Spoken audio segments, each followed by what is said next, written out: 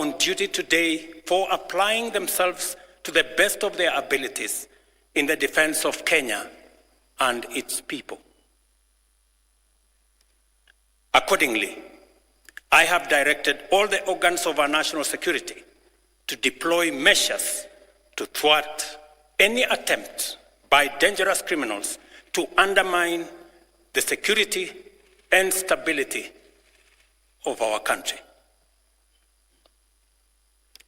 As the people of Kenya go to bed tonight, I give you my assurance that your security, that of your families and property, remains my utmost priority.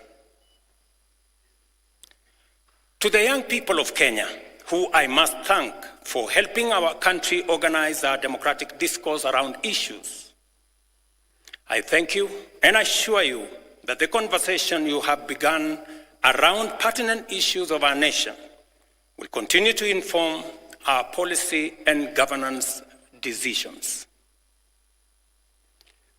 As I promised on Sunday, this conversation will not be in vain.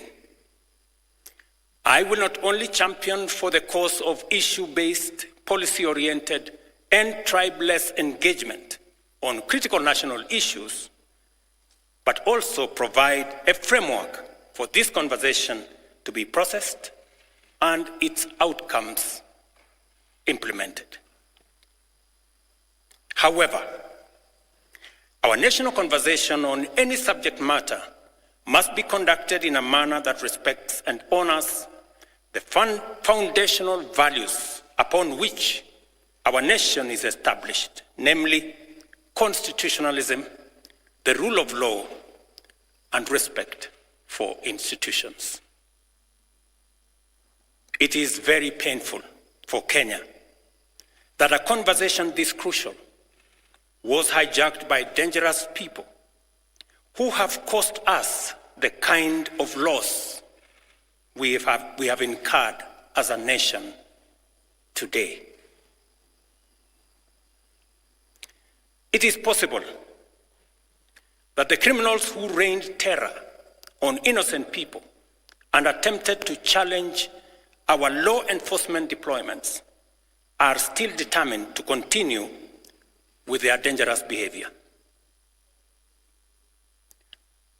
I assure the nation of the government's determination to fulfill its constitutional duty of protecting the people of Kenya against all forms of harm. I hereby put on notice the planners, financiers, orchestrators, and abettors of violence and anarchy that the security infrastructure established to protect our republic and its sovereignty will be deployed to secure the country and restore normalcy.